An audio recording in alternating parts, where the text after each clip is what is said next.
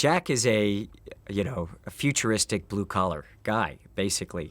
He's a guy who, he fixes drones, and he's in charge of security for the resource gatherers and those big machines that are gathering up Earth's seawater, to be utilized for the new colony on Titan. And that's his job. Every day he goes down to Earth, and Vika stays in the Sky Tower.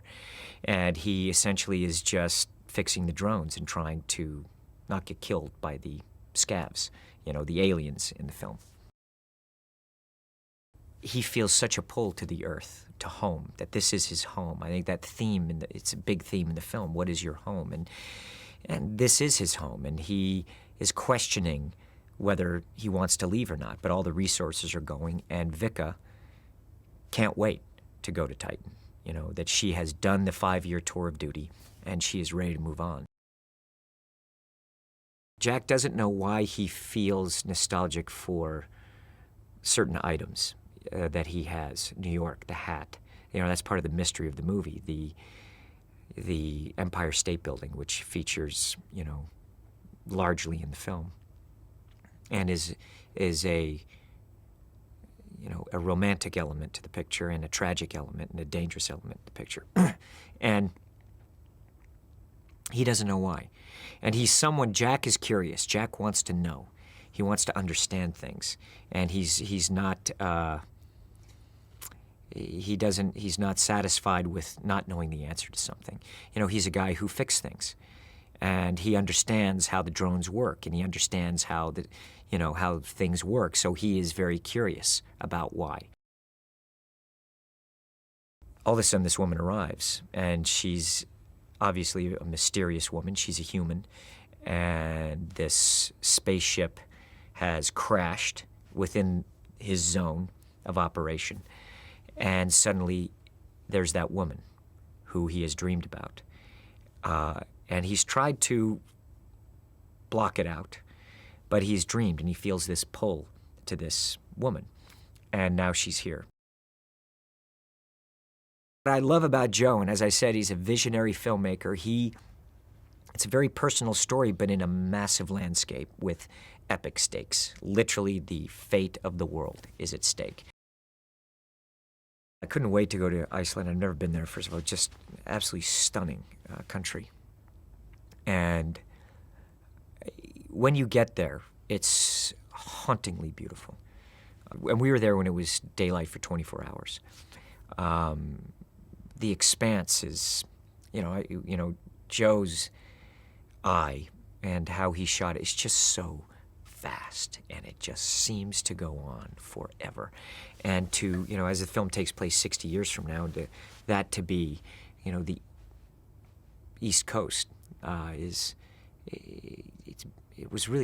just hauntingly beautiful. It's extraordinary. I do the stunts. When I look back, and I'm a lover of film, so I watch a lot of movies. And in growing up, looking at, Buster Keaton,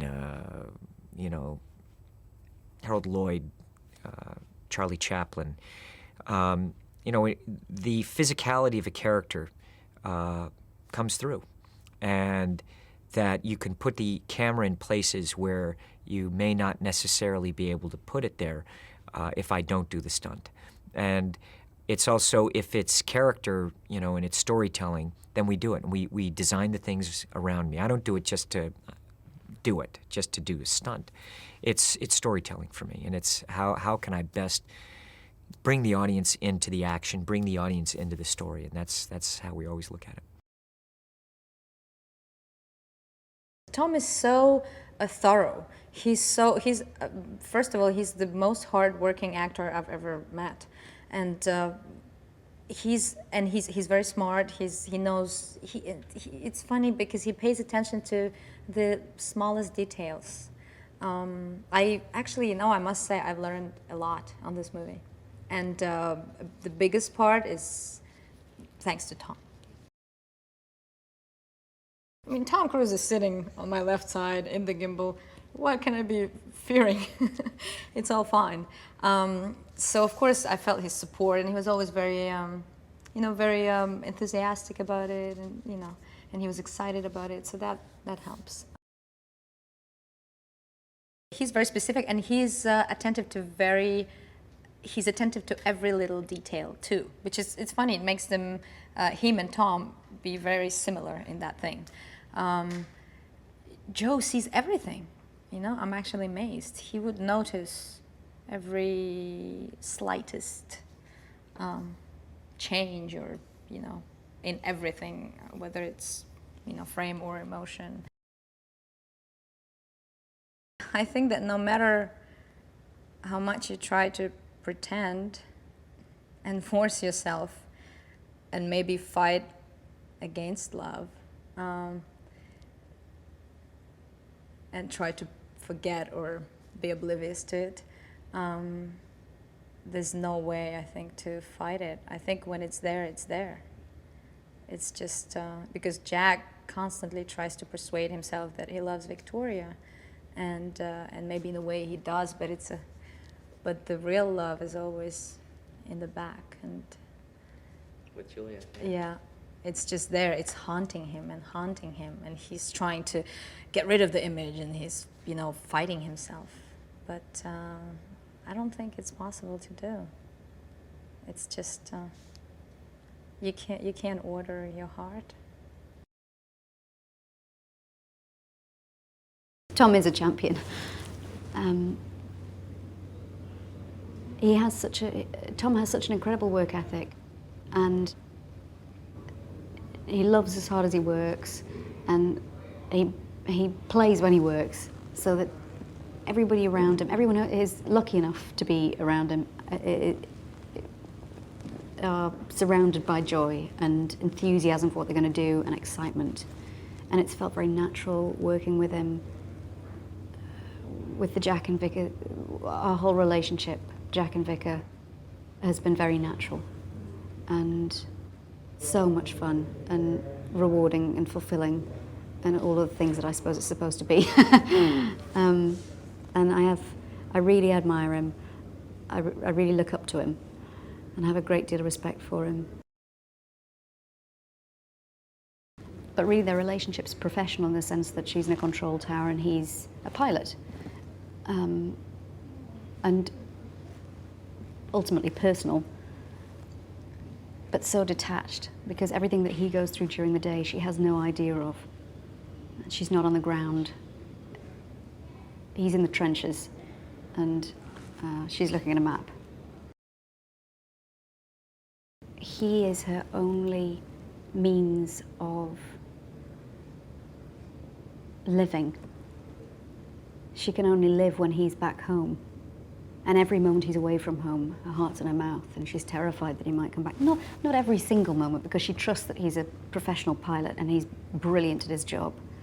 But he also knows that he has a taste for adventure, and sometimes veers off the beaten path. I read the latest draft of the script, and it was beautiful, really beautiful. Gripping and thrilling and frightening and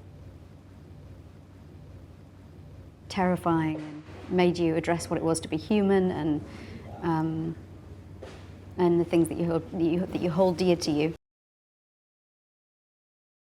There are only so many stories in the universe, and Joe has combined his immense talents in many fields to create something that is genuinely, truly unique. And as I cracked the script open, as we say, and understood what I, in fact, was being asked to do, this is a very special film, and proud to be a part of it. Sally, at her core, is an ex-astronaut who works in NASA now, and because she's been up there herself, can communicate with the folks that are out there many, many miles from home, and keep them calm and safe as they do their shenanigans.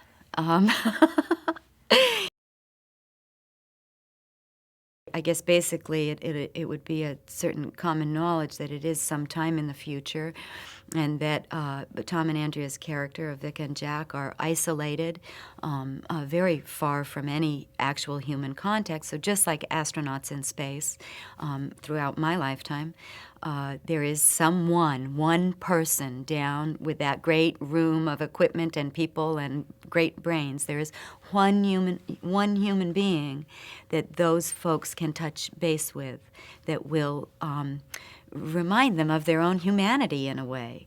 And Sally is that to both Vic and Tom. Well, Sally does, I guess, sort of have two sides to her. And one is this calming, grounding, loving, nurturing even relationship that she has with Vicka and through Vicka to Jack. But she also has to keep things moving and the rigs operating and all of her responsibility, why, in fact, they're up there in this beautiful home in the sky.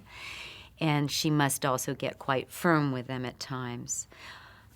Jack is a bit of a cowboy, and Sally adores him, but he needs to have an eye kept on him. And so there's a lot of, in a way, like so many roles I've played before, where I've played someone's mother. This is kind of in the world of astronauts and so on, the mother back at home. And a good mother is both loving and firm. Well, in this story, there has been another one of those world catastrophes. Some alien forces come down, has pretty much eliminated most of us. And those of us who are left are guerrilla fighters, surviving, fighting back as best we can. He's the leader of at least one contingent of these fighters. And he's a very angry man. I think at the center of it is this love story. That's the salvation of the planet. This incredible love. He's an extraordinary actor. I think I've always thought of him as being, every time I see him, particularly in some of the non-action movies that he's done, he's just shown such talent, such depth, And the words that have come back to me about people who have met him is sweet. And I've met him a number of times, and I concur that he's a gentle, sweet soul. But the way I would describe him, one word, is authentic. It was just a great script. It made me think. It's one of those, it's a big sci-fi action adventure, I guess you could call it. But at the same time, at its core, it's a very simple story. Then, of course, on top of that, you add, probably the biggest movie star of the last 20 years, Tom Cruise, and just, getting a chance to work with him, and then Morgan Freeman and Joe Kosinski, the director. It wasn't a difficult choice. Because there's some serious action sequences in this movie, and I've never done something on this scale, and I thought it would be. When Joe talked about it, it sounded amazing. It's like a huge drama, very accessible, and then on top of that, you're surprised, the whole way through, which I love that. Joe he knows so much about movie making, and clearly he knows the story. He created the story. It's very. What I like is that he's very aware of the details. He will get it right. He will take his time, and that's important on a movie like this, because at the very core of it, it's a very, you have this huge sci-fi action movie adventure, but then if you go into the core, very few people. It's a story about these relationships, and he knows what he's doing. You know, he knows how to make the big set pieces and also these small intimate scenes. So, and then he's a nice guy, and that's just a bonus. I started writing this story on the side in my free time, and it was inspired by shows I liked as a kid, like The Twilight Zone, movies like Silent Running, Omega Man, La Jetée, these kind of 70s character-driven science fiction films with small cast of characters but big ideas. And I came up with the story about this drone repairman in the future, one of the last people on Earth, who's doing a job every day, and one day a spacecraft crashes in his sector, and inside he finds a woman who he doesn't know but looks familiar to him, and her arrival kind of turns his world upside down in really exciting ways. I had seen some images of Iceland, and the landscape looks like really no other place on Earth. It's a volcanic island, black sands, no trees, just moss growing on the hillsides. There's a beauty in the desolation there, and that seemed to kind of fit the aesthetic I wanted for Oblivion. So that was something I had in mind very early on. And then kind of against that rugged landscape, I wanted to bring a very clean, forward-looking technology. I thought that juxtaposition of technology against that landscape would create something visually that felt unique and fitting for an original story.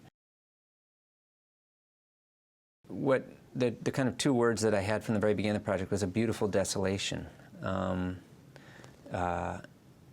Blue skies, black sand, a very kind of monochromatic palette. Almost primordial Earth. It feels like Earth the way it maybe looked a million years ago, even though it's in the future. That juxtaposition of elements that we know from our world set against this landscape. Iconic locations like the Empire State Building, Giant Stadium, the New York Public Library, discovered under the surface of this very natural landscape. That sense of discovery, finding elements of our world embedded in this landscape, to me was something that I thought was very intriguing. Jack is he's a blue-collar worker in the year 2077. He is one of the last humans left on Earth after a massive war that has left Earth basically uninhabitable. So mankind is looking to the future, looking to the next step, which is moving on to Titan, which is a moon of Saturn that is close enough that it has potential for us kind of moving on there. Jack's been left behind to help in the resource gathering operation, which is to collect the heavy hydrogen or deuterium that exists in seawater, and from that we can create pure, clean fusion energy. The whole philosophy for the movie was to try to build everything we could, to try to shoot everything in camera, to shoot as much on location as we could. So we decided that it made sense to build a full-scale version of the bubble ship, which was a tremendous thrill for me. So we went up with Wild Factory, which is a company here in the Los Angeles area that I worked with on Tron. They built the light cycles. They do exceptional high-quality work, and we spent 6 months. We had designed the bubble ship down to every bolt, and these guys were able to take those kind of plans and build this spectacular vehicle for the movie, which we took with us everywhere around Iceland. So it was a real thrill to have that with us on set. Yeah, in the library sequence, we see him rappelling into the library, which is, the Rose Reading Room of the New York Public Library is under the surface. So we get to see him rappel into that space, a 60-foot drop. He gets involved with a little bit of trouble down there, so he has some really cool stunts. He has to jump a couple of gaps. He's up for anything. He really can do all those stunts on his own. Has no fear of heights. When we went to Earl's Peak and shot on the top of a mountain, there's an 800-foot kind of sheer drop. Tom had no problem sitting on the edge there. We got some beautiful scenes of him just sitting on the edge of a mountain. That kind of stuff, capturing it in camera rather than doing it on a soundstage was kind of, it's what it's all about, you know, making movies like this. Morgan Freeman was, I mean, that was the dream casting for the role of Beach. It was something Tom and I talked about very early on, you know, man, wouldn't it be great if we got Morgan Freeman to play this role? And we were very lucky in the end to be able to get him. And I think Morgan, you know, it was interesting, Morgan has always been looking for an opportunity to work with Tom. So for this movie to be the opportunity to watch two icons finally come together, for me, was a real thrill. And it's a thrill for me and for both of them. And yeah, I couldn't be happier.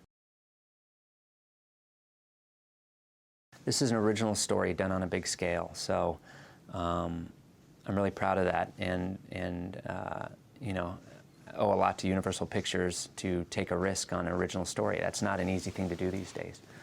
But I would say it is a science fiction movie, but I would say it's not what you'd expect. There's the focus on the story is on character, it's on humanity.